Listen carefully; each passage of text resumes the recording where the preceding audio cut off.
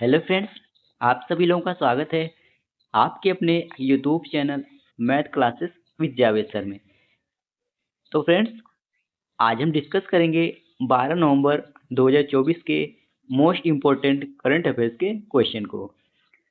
तो आप इस पूरे सेशन को लास्ट तक जरूर देखिएगा और इस वीडियो का पीडीएफ आपको हमारे टेलीग्राम चैनल पे मिल जाएगा, जिसका लिंक वीडियो के डिस्क्रिप्शन में दिया गया है। आप उसे वहां से इजीली डाउनलोड कर सकते हैं। तो चलिए आज के सेशन को करते हैं स्टार्ट। तो फ्रेंड्स, पहले हम लोग पिछले दिन यानी 11 नवंबर के करंट अफेयर्स का रिवीजन कर लेते हैं, जिसमें पहला प्रश्न है, हाल ही में advance health care innovation institute की शुरुआत कहाँ की गई है? तो इसकी शुरुआत असम राज्य में की गई है। भारतीय सैन्य विरासत महोत्सव का दूसरा संस्करण कहाँ शुरू हुआ है? तो यह नई दिल्ली में शुरू हुआ है। और पीवी सिंधु ने कहा विश्व स्तरीय बैडमिंटन केंद्र की आधारशिला रखी है? तो इसकी आधारशिला पीवी सिंधु ने विशाखापट्टनम में रखी है। हाल ही में आष्ट्रा हिंद युद्ध अभ्यास भारत और किस देश के बीच शुरू हुआ है? तो यह अभ्यास ऑस्ट्रेलिया और भारत के बीच शुरू हुआ है। हाल ही में किसने 28वीं बार विश्व बिलियर्ड्स का खिताब अपने नाम किया है? तो पंकज आडवाणी ने 28वीं बार विश्व बिलियर्ड्स का खिताब अपने नाम किया है। त्रिसेवा सैन्य अभ्यास पूर्वी प्रहार का आयोजन कहाँ किया जा रहा है? तो इसका आयोजन लद्दाख में किया जा रहा है। अगला रिवीजन क्वेश्चन है, हैनले पासपोर्ट इंडेक्स अक्टूबर 2024 में दुनिया का सबसे शक्तिशाली पासपोर्ट किस देश का बना है? तो सिंगापुर का पासपोर्ट हैनले पासपोर्ट इंडेक्स 2024 के अनुसार यह दुनिया का सबसे शक्तिशाली पासपोर्ट बना है। एडेलगिव हुनूर इंडिया फिलैंथ्रोपी लिस्ट 2024 के अनुसार भारत के सबसे बड़े दानवीर की सूची में पहले स्थान पर कौन है? तो पहले स्थान पर शिव नादर एवं परिवार है। 3 वर्ष की आयु में भारत के सबसे युवा शतरंज खिलाड़ी कौन बने? तो अनीस सरकार यह 3 वर्ष की आयु में भारत के सबसे युवा शतरंज खिलाड़ी बने हैं। किस भारतीय शतरंज खिलाड़ी ने शतरंज रेटिंग में दूसरा स्थान हासिल किया है? तो अर्जुन एरिगेसी ने शतरंज रेटिंग में दूसरा स्थान हासिल किया है। शांति और विकास के लिए विश्व विज्ञान दिवस कब मनाया जाता है? तो यह दिवस प्रत्येक वर्ष 10 नवंबर को मनाया जाता है। अब चलिए फ्रेंड्स, हम लोग आज के सेशन को कवर कर लेते हैं, जिसमें पहला प्रश्न है, कहाँ संयुक्त राष्ट्र जलवायु परिवर्तन सम्मेलन 2024 यानी COP29 शुरू हुआ है? तो इसका सही विकल्प हो जाएगा बी, यानी अजरबैजान की राजधानी बाकू में संयुक्त राष्ट्र जलवायु परिवर्तन सम्मेलन 2024 शुरू हुआ है। आइए डिटेल में जान लेते हैं। COP29 का आयोजन अजरबैजान की राजधानी बाकू में किया जा रहा है। अब बात करें फ्रेंड्स, इसका आयोजन कब से कब किया जाएगा? तो इसका आयोजन 11 नवंबर से 22 नवंबर तक किया जाएगा। अब COP पार्टियों के सम्मेलन के बारे में जान लेते हैं। तो COP का आयोजन जलवायु परिवर्तन पर संयुक्त राष्ट्र फ्रेमवर्क कन्वेंशन के अंतर्गत किया जाता है, जो 1992 में अपनाई गई एक बहुपक्षीय संधि है। अच्छा फिर, अब COP का फुल फॉर्म क्या होता है? तो कॉन्फ्रेंस ऑफ द पार्टी जिसका फुल फॉर्म होता है। और बात करें फ्रेंड्स, इसके वर्तमान अध्यक्ष कौन है? तो हाय मुख्तार बाबायेव इसके वर्तमान अध्यक्ष हैं। और आयोजन समिति के प्रमुख कौन है? तो शमीर नूरिyev इस आयोजन समिति के प्रमुख है। और बात करें इसका पिछला कार्यक्रम कब और कहाँ हुआ था? तो इसका पिछला कार्यक्रम दुबई में सन 2023 में हुआ था। और यह अगली बार कार्यक्रम कहाँ होगा? तो बेलेम 2025 में इसका आयोजन होगा। और बात करें इसका उद्देश्य क्या है? ग्रीन हाउस गैस को एक ऐसे स्तर पर स्थिर करना है जिससे जलवायु प्रणाली में खतरनाक मानवीय हस्तक्षेप को रोका जा सके। इसका उद्देश्य है। अगला प्रश्न है, हाल ही में किसे FICCI का अध्यक्ष नियुक्त किया गया है? तो इसका सही विकल्प हो जाएगा डी, यानी हर्षवर्धन अग्रवाल को अभी हाल ही में FICCI का अध्यक्ष नियुक्त किया गया है। आइए डिटेल में जान लेते हैं। देश के सबसे बड़े उद्योग निकाय भारतीय वाणिज्य एवं उद्योग महासंघ यानी FICCI ने हर्षवर्धन अग्रवाल को नया अध्यक्ष चुना है। और बात करें फ्रेंड्स, हर्षवर्धन अग्रवाल अपना कार्यभार कब से ग्रहण करेंगे? तो 21 नवंबर को 97वीं वार्षिक आम बैठक के समापन पर अपना कार्यभार संभालेंगे। और बात करें फ्रेंड्स, इन्होंने किनका स्थान लिया है? तो डॉक्टर अनिशा का इन्होंने स्थान लिया है। अच्छा फ्रेंड्स, अब हम लोग FICCI यानी भारतीय वाणिज्य एवं उद्योग महासंघ के बारे में जान लेते हैं। तो फिक्की भारत का सबसे पुराना और सबसे बड़ा व्यावसायिक संगठन है। इसकी स्थापना 1927 में महात्मा गांधी के निर्देशन में हुई थी। और बात करें फ्रेंड्स, इसका मुख्यालय कहाँ स्थित है? तो नई दिल्ली में इसका मुख्यालय स्थित है। और आप लोग यह भी जानते रहिए, FICCI यानी फिक्की वाणिज्य और उद्योग हित के संरक्षण के लिए कार्य करता है। अच्छा फ्रेंड्स, अब हम लोग हाल ही में हुए नियुक्तियों का रिवाइज कर लेते हैं, जिसमें नोएल टाटा यह टाटा ट्रस्ट के नए चेयरमैन बने हैं। और रविंद्र आहूजा यह सोनी पिक्चर्स एंटरटेनमेंट के CEO बने हैं।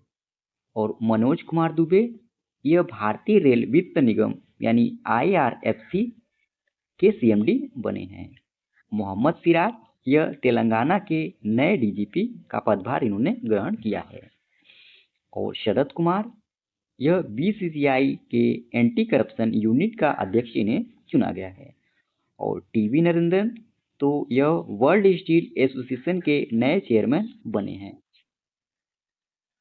और MV श्रेयम्स कुमार यह इंडियन न्यूज़पेपर सोसाइटी के नए अध्यक्ष बने हैं। अगला प्रश्न है, हाल ही में कहाँ पहली डिजिटल जनसंख्या घड़ी का उद्घाटन किया गया है? इसका सही विकल्प हो जाएगा सी, यानी कर्नाटक की राजधानी बेंगलुरु में पहली डिजिटल जनसंख्या घड़ी का उद्घाटन किया गया है। आइए डिटेल में जान लेते हैं। शहर की पहली डिजिटल जनसंख्या घड़ी का उद्घाटन सामाजिक आर्थिक परिवर्तन संस्थान यानी SEC बेंगलुरु में किया गया। यह कर्नाटक और देश की जनसंख्या का वास्तविक समय अनुमान लगाएगी। और इसके रियल टाइम अपडेट की बात करें फिर, तो कर्नाटक की जनसंख्या यह हर 1 मिनट 10 सेकेंड में अपडेट होती है। और भारत की जनसंख्या की बात करें तो हर 2 सेकेंड में अपडेट होती है। और बात करें फिर इसका प्रमुख उद्देश्य क्या है? तो जनसांख्यिकी रुझानों के अनुसंधान के लिए सटीक और अद्यतित डेटा प्रदान करना और जनसंख्या वृद्धि के स्थिरता विकास पर प्रभाव के बारे में जागरूकता बढ़ाना इसका प्रमुख उद्देश्य है।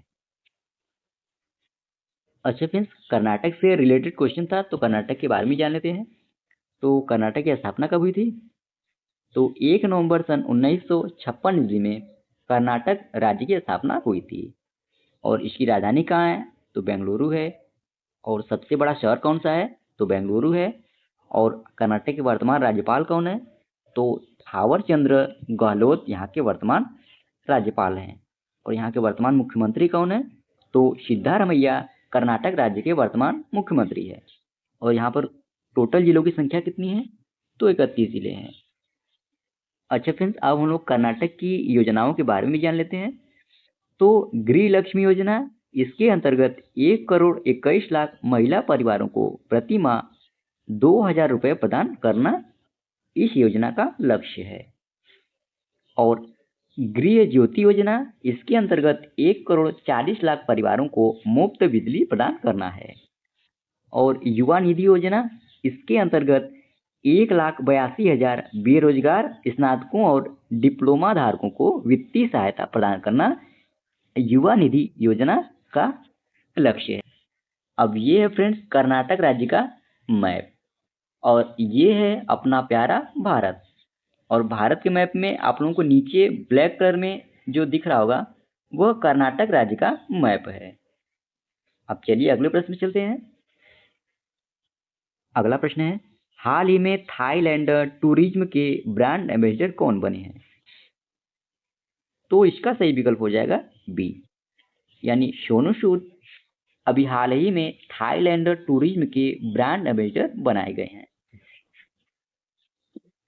आइए डिटेल में जान लेते हैं। सोनू सूद को थाईलैंड के पर्यटन मंत्रालय द्वारा देश का ब्रांड एम्बेसडर और ऑनरी टूरिज्म एडवाइजर नियुक्त किया गया है, जिससे फ्रेंड्स थाईलैंड टूरिज्म को बढ़ावा दिया जा सके। अच्छा फ्रेंड्स, ब्रांड एम्बेसडर से संबंधित प्रश्न है, तो हमने जो भी हाल ही में पढ़ा है उन सबका रिवाइज कर लेते हैं। तो मनु भाकर, इन्हें हरियाणा में बेटी बचाओ बेटी पढ़ाओ के लिए ब्रांड एम्बेसडर चुना गया है। और सुरेश रैना जम्मू और कश्मीर के युवा मतदाता जागरूकता के ब्रांड एम्बेसडर बने हैं। और MS धोनी, इन्हें झारखंड विधानसभा चुनाव का ब्रांड एम्बेसडर बनाया गया है। और नरेंद्र कुमार यादव यह फिट इंडिया मूवमेंट के ब्रांड एम्बेसडर बने हैं। मनु भाकर बंदरगाह जहाजरानी और जल मार्ग मंत्रालय की ये ब्रांड एम्बेसडर अभी बनी है। नीरज चोपड़ा यह भारत पेट्रोलियम के ब्रांड एम्बेसडर बने हैं। विराट कोहली यह पंजाब नेशनल बैंक के ब्रांड एम्बेसडर बने। और रश्मिका मंदाना को भारतीय साइबर अपराध समन्वय केंद्र का राष्ट्रीय ब्रांड एम्बेसडर बनाया गया है। और बंगाल के ब्रांड एम्बेसडर कौन बने हैं? तो सौरव गांगुली को बनाया गया है। और IPL team Chennai super king के ब्रांड एम्बेसडर कौन है? तो कैटरीना कैफ है। और सिट्रोएन इंडिया, इसके ब्रांड एम्बेसडर MS धोनी है। और तंबाकू नियंत्रण का ब्रांड एम्बेसडर कौन है? तो PV सिंधु है। स्पेस इंडिया के ब्रांड एम्बेसडर कौन है? तो संजना चांदी है। और गुरुग्राम शहर के ब्रांड एम्बेसडर कौन है? तो यजुवेंद्र चहल है। और MotoGP इंडिया के ब्रांड एम्बेसडर कौन है? तो शिखर धवन है। ओके फ्रेंड्स, अगला प्रश्न है, किस राज्य सरकार ने नई समुद्री विमान सेवा स्काई मीट्स सी शुरू की है? तो इसका सही विकल्प हो जाएगा डी, यानी आंध्र प्रदेश की सरकार ने अभी हाल ही में नई समुद्री विमान सेवा स्काई मीट्स सी शुरू की है। आंध्र प्रदेश सरकार ने पर्यटन को बढ़ावा देने और क्षेत्रीय कनेक्टिविटी के सुधार के लिए नई समुद्री विमान सेवा शुरू की। और बात करें इसका नाम क्या है? तो इस समुद्री सेवा का नाम स्काई मीट्स सी है। और फ्रेंड्स ये भी जानते रहिए, स्काई मीट्स सी नाम की यह पहल विजयवाड़ा और श्रीशैलम शहरों को जोड़ती है। अब ये है फ्रेंड्स अपना प्यारा भारत, और ये है आंध्र प्रदेश राज्य का मैप। और भारत की मैप में बात करें तो ये नीचे आप लोगों को जो दिख रहा है रेड कलर में, यह आंध्र प्रदेश राज्य का मैप है। अच्छा फ्रेंड्स, आंध्र प्रदेश की राजधानी कहाँ है? तो अमरावती है। और आंध्र प्रदेश के वर्तमान मुख्यमंत्री कौन है? तो N चंद्रबाबू नायडू आंध्र प्रदेश राज्य के वर्तमान मुख्यमंत्री हैं। और यहाँ के वर्तमान राज्यपाल कौन है? तो S अब्दुल नजीर आंध्र प्रदेश राज्य के वर्तमान राज्यपाल हैं। अगला प्रश्न है, हाल ही में विश्व प्रसिद्ध पुष्कर मेला कहाँ शुरू हुआ है? तो इसका सही विकल्प हो जाएगा ए, यानी अजमेर में अभी हाल ही में विश्व प्रसिद्ध पुष्कर मेला शुरू हुआ है। आइए डिटेल में जान लेते हैं। पुष्कर मेला भारत के सबसे बड़े मवेशी मेले में से एक है। और बात करें यह कब से कब तक आयोजित किया जाएगा? तो इसको 9 नवंबर से 15 नवंबर तक आयोजित किया जाएगा। और पुष्कर मेले को पुष्कर ऊंट मेला या स्थानीय रूप से कार्तिक मेले के रूप में भी जाना जाता है। और फिर यह राजस्थान राज्य के अजमेर जिले के पुष्कर शहर में इसको आयोजित किया जाता है। और एडिशनल इंफॉर्मेशन की बात करें फ्रेंड्स, तो पक्के पागा हार्नबिल फेस्टिवल यह अरुणाचल प्रदेश में मनाया जाता है। और शिरुई लिली फेस्टिवल यह मणिपुर राज्य में मनाया जाता है। और मेरा हो चोंगबा यह अभी मणिपुर में मनाया गया है। निंगोल चकोबा उत्सव यह मणिपुर में मनाया जाता है। और लोसांग महोत्सव यह सिक्किम में मनाया जाता है। और लोसर महोत्सव यह लद्दाख और अरुणाचल प्रदेश में इसको मनाया जाता है। अगला प्रश्न है, किसने पहली बार WTA फाइनल में महिला एकल का खिताब जीता है? इसका सही विकल्प हो जाएगा यानी कोको गॉफ ने अभी हाल ही में पहली बार WTA फाइनल महिला एकल का खिताब इन्होंने जीता है। आइए डिटेल में जान लेते हैं फ्रेंड्स। अमेरिका की युवा टेनिस स्टार कोको गॉफ ने पहली बार WTA फाइनल जीता है। और बात करें फ्रेंड्स, फाइनल का आयोजन कहाँ किया गया था? तो सऊदी अरब के रियाद में Kings Saud university indoor arena में इसको आयोजित किया गया था। और कोको गॉफ ने किसको हराया? तो चीन की झेंग कीवेन को इन्होंने हराया है। और यह भी आप लोग जानते रहे फ्रेंड्स, कोको गॉफ 2014 में सेरेना विलियम्स के बाद यह खिताब जीतने वाली पहली अमेरिकी खिलाड़ी बनी हैं। और इनको पुरस्कार के तौर पर 48 लाख डॉलर दिए जाएंगे। अच्छा फ्रेंड्स, अब हम लोग ऑस्ट्रेलिया ओपन 2024 के बारे में जान लेते हैं। इसको किसने जीता है? तो इटली के जानिक सिनर ने पुरुष एकल का खिताब जीता है। और बेलारूस की आर्यना शबालेंका ने इन्होंने ऑस्ट्रेलिया ओपन 2024 का महिला एकल का खिताब जीता है। और फ्रेंच ओपन के बारे में जान लेते हैं। इसको 2024 में किसने जीता है? तो पुरुष एकल का खिताब कार्लोस अल्काराज ने इसे जीता है। और महिला एकल खिताब किसने जीता है? तो ईगा स्विएंटेक ने इसे जीता है। अच्छा फ्रेंड्स, विंबलडन ओपन 2024 के बारे में जान लेते हैं। इसको किसने जीता है?